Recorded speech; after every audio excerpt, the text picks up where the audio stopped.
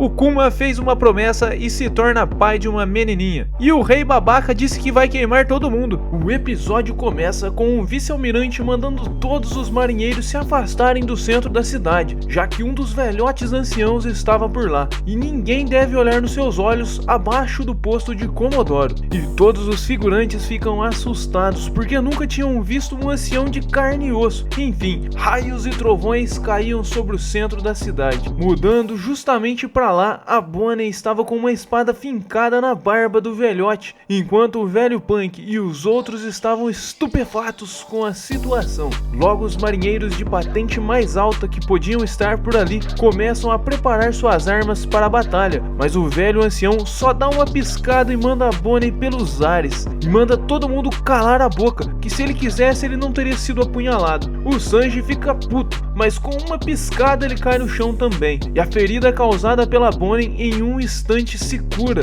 Os marinheiros, todos afobados, logo correm para capturar o Sanji e os outros, mas o velhote ancião chama todo mundo ali de energúmeno e que eles não deveriam ter tanta pressa, já que o bando do Chapéu de Palha e o Vegapunk não tem pra onde fugir. Cara, ele chamou todo mundo de energúmenos. Quanto tempo faz que eu não vejo essa palavra? Energúmenos! One Piece é único, viu? Mas enfim, São Saturno chama o Kizaru de preguiçoso, e o tio Borsalino diz que não vai conseguir se mexer por um tempo. E enquanto isso, o Luffy, coitado, parecia uma mecha seca, mas o ancião ia finalizar o Luffy, e bem na hora o Frank acerta um potente de direita no próprio Luffy e tira ele da mira do ancião. E nisso o velho ancião diz que a participação dos piratas nessa batalha foi algo inesperado, mas que seria impossível que eles escapassem da ilha, porque a ilha está toda cercada por vários navios da marinha. E ele ainda agradece o velho Punk por todas as suas contribuições, mas diz que todos ali vão pro caixa-prego com paletó de madeira na cidade dos pés juntos, deitados na horizontal. Cara, que bobeira. O velho ancião então começa a apertar a Bonnie e nenhum dos presentes ali conseguia se mexer, e de repente uma aura estranha começa a sair do ancião. De repente a Bonnie começa a ver uma imagem do Kuma conversando com ela quando criança, e nesse momento todos os marinheiros apontam suas armas para ela. Somos levados a 47 anos atrás no reino Sorbet. Era o Kuma que estava nascendo. O doutor promete que não vai revelar a ninguém sobre o sangue bucaneiro de sua família. Enfim, eles viviam uma vida feliz, quando de repente o mesmo doutor chega correndo e diz que eles precisam fugir dali, que o governo acabou descobrindo sobre eles. O pai do Kuma, tadinho, ele chora e pede que eles deixem seu filho e sua esposa, porque eles não têm o mesmo sangue. Mas a vida não é um morango, né, meu amigo? Obviamente os três são presos e viram escravos em Marejóis. O coitado do Kuma entra pra competição dos personagens que mais sofreram na história de One Piece. Tadinho, ele era só uma criança. Agora deixa aí nos comentários qual história é mais triste de um One Piece, a do Kuma, a do Law ou a do Coração? Difícil, né? Me fala aí que eu quero saber a sua opinião. Bom, um dia o Kuma, já escravizado, encontra o seu pai bem ferido e, em vista de todo o sofrimento, Kuma mente dizendo que está tudo bem e pergunta pro pai sobre a sua mãe, mas infelizmente, além dele participar das histórias mais tristes, também vai entrar pra galeria dos órfãos de anime. Sua mãe estava morta. Cara, que cena triste. Os dois estavam em lágrimas e é uma cena bem emocionante de verdade. Mas o pai do Kuma diz que o guerreiro Nika vai vir salvá-los algum dia, que no caso seria um guerreiro lendário da herança do povo bucaneiro. O pai dele ainda diz que a história do Nika é passada de gerações no seu povo e que ele está sempre sorrindo, e quando os tambores começarem a tocar, ele virá. E em um breve momento de felicidade entre os dois, de repente um puto de um Tenryubito atira no pai do Kuma. Cara, que filho da mãe! E assim ele mata o pai do Kuma. Enfim, na próxima cena, os que não devem ser nomeados começam um evento de caça. Eles tomam uma ilha não afiliada ao governo e vão caçar os humanos de lá. Cara, que loucura, mano. Isso tá parecendo até uma noite de crimes. E logo aparece Fingard Garling, um cavaleiro sagrado, e logo eles vão dar o início à caça. Mas além das pessoas da ilha, ainda tem alguns dos escravos que eles também também levaram para servir de caça. Mas enquanto isso, o Kuma vazou da sua jaula e tadinho, ele tava chorando de novo. Cara, que triste a história do Kuma, vai cagar. Mas logo os caras vão atrás dele. Cara, os próprios escravos foram pegar ele, quando de repente escuta uma risada familiar. Era o Empório Ivankov e uma criança que o chama de irmãozão. O Iva diz que o espetáculo do dia é o bucaneiro, vulgo o Kuma, e ainda dá uma oportunidade para aquela turminha. É só seguir a gente que temos um ótimo plano. Eu escolho viver. E continua no próximo episódio. O episódio começa com o coitado do Kuma tomando chicotada e lembrando do seu pai no passado. Sofreu demais esse guri, cê é louco. Ele acorda no presente com o Ivankov dando uns gritos e a caçada começa. É uma noite de crimes. O Tenryubito mais xarope de todos começa a explicar as regras e logo eles começam o desastre. Todo mundo começa a sair correndo, inclusive o Kuma e o Iva que estavam planejando a fuga. Na próxima cena, um marinheiro fala com o Garp pelo telefone, pedindo que ele fosse para God Valley, mas o Garp,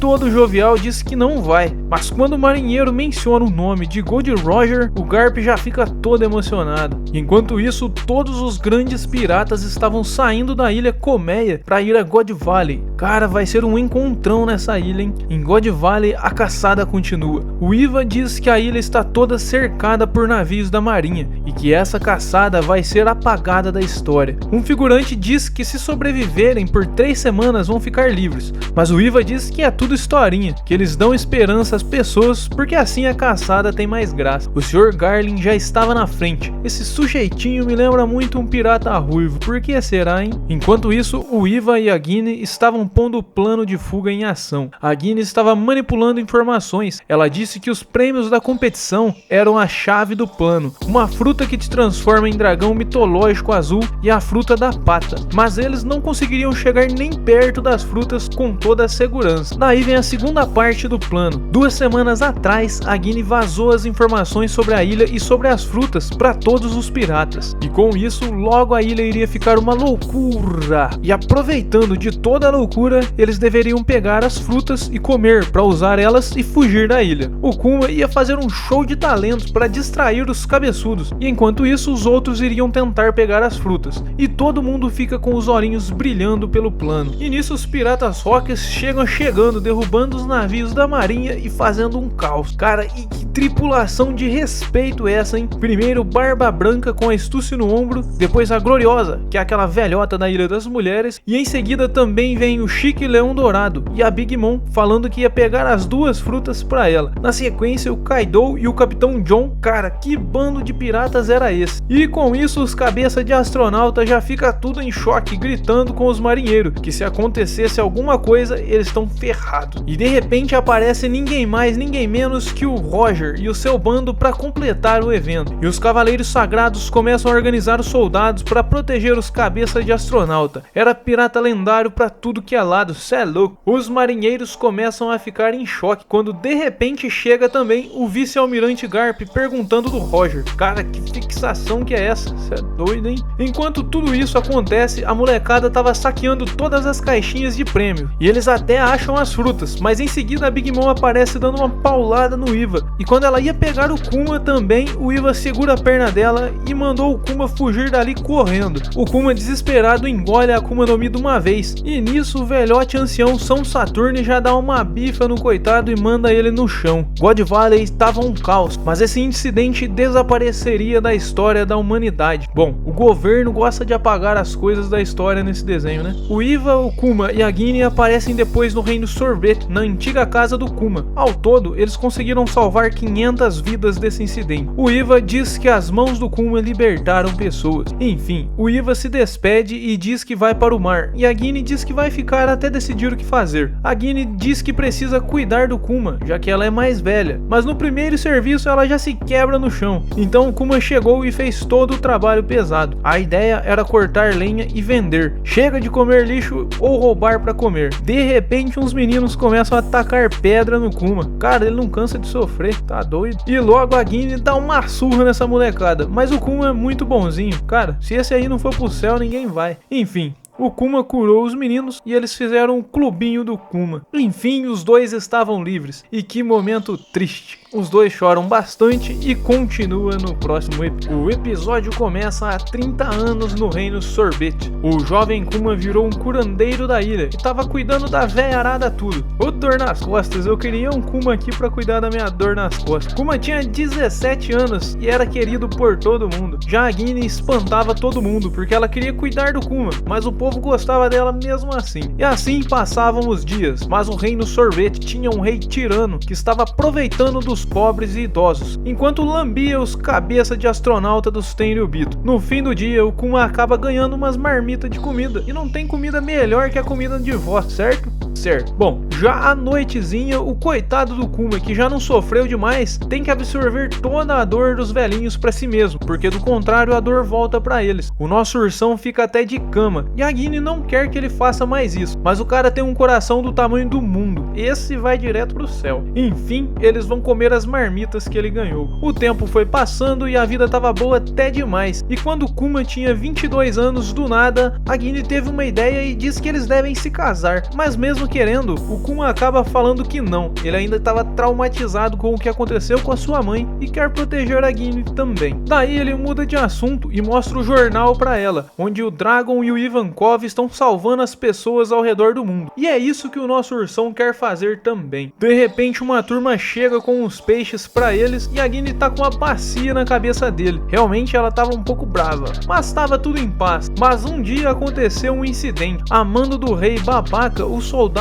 estavam escravizando os velhotes da ilha, e o nosso ursão chegou até babando pra salvar os velhinhos. E é logo o nosso ursão se estressa e ensina os soldados com quantos paus se faz uma canoa, e dá uma surra bem dada neles. O rei babaca queria separar o reino em dois, escravizar a parte sul do reino e dessa forma ter um reino mais rico. É um babaca mesmo. Mas no fim, o Kuma, a Guine e os outros companheiros acabam presos. O nosso ursão mais uma vez fica pistola, e a Guine diz que o rei babaca é um fantoche dos dragões celestiais, que para eles resolverem o problema, vão ter que se opor diretamente ao governo mundial. E logo a cidade começa a ser invadida. É uma turminha da pesada. O jovem Iva e o Dragon chegando. Eles invadem a ilha e salvam o Kuma e os outros. E no encontro, o Iva manda o convite para eles se juntarem contra a tirania do mundo. E em resposta ao acontecimento em Ohara, decidiram pegar em armas e formar o exército revolucionário. Eles, como mercenários, vão ajudar aqueles que querem se rebelar contra seus reis tiranos e vão treinar todos aqueles que quiserem se juntar a ele. O Dragon diz que já foi da marinha, mas não achou nenhuma justiça por lá. E enfim, todos disseram que vão até o fim com ele. Depois de um tempo, o Kuma volta à sua antiga casa no reino Sorbet. Ele diz que de vez em quando vai voltar para cuidar deles.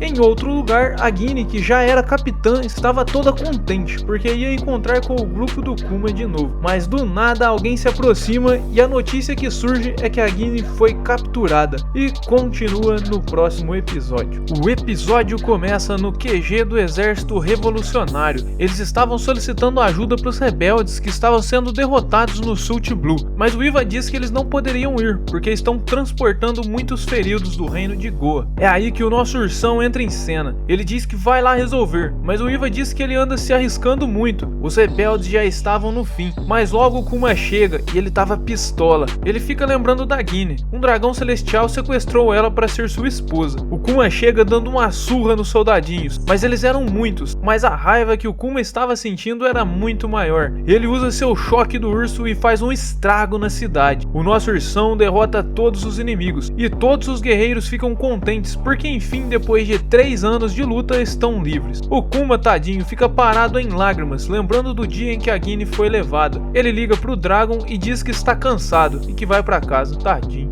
Passados 2 anos desde que a Guine foi levada, ela aparece em um barquinho no meio do mar, cheia de cristais pelo corpo e com uma criança. De repente o Iva aparece correndo, dizendo pro Kuma que receberam uma ligação da Guine. Eles ficam contentes, mas ela diz que ficou doente e descartaram ela. O Kuma fica emocionado e quer vê-la. E fruta que partiu, que cena triste de novo, velho. Ela diz que está morrendo e fala pro Kuma não ir vê-la de jeito nenhum. Mas o Kuma já imagina o único lugar que ela voltaria e sai correndo.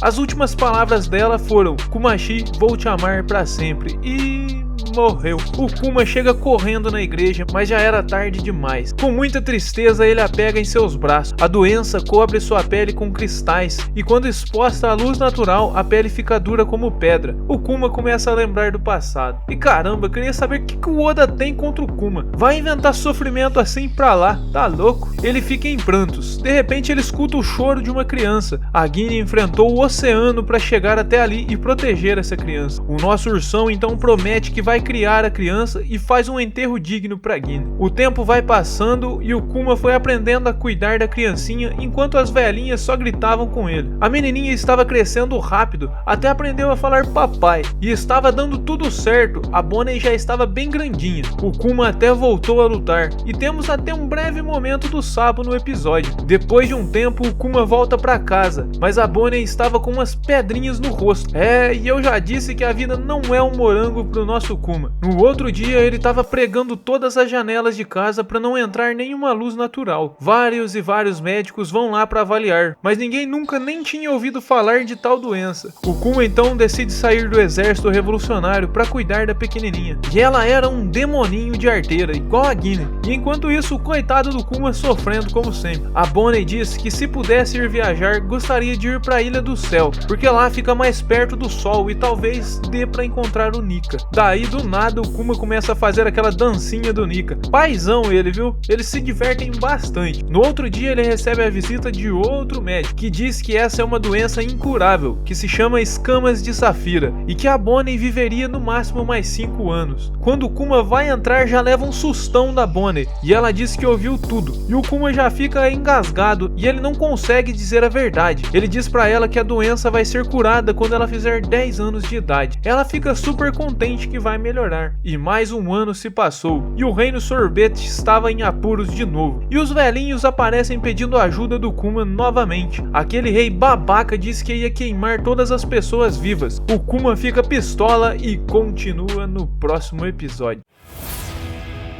Mas e aí, me conta a sua opinião. O que você achou desse retorno épico de One Piece? Voltou com tudo, né, galera? Já deixa aqui também nos comentários se você quer o próximo episódio, se você quer que eu faça o vídeo do próximo episódio. Se você curtiu esse vídeo também, já me deixa o seu joinha que eu vou ficar muito contente. E se inscreve aqui no canal para você não perder nenhum novo vídeo aqui do canal. Eu agradeço muito você que assistiu o vídeo até aqui. Nos vemos no próximo vídeo e tchau!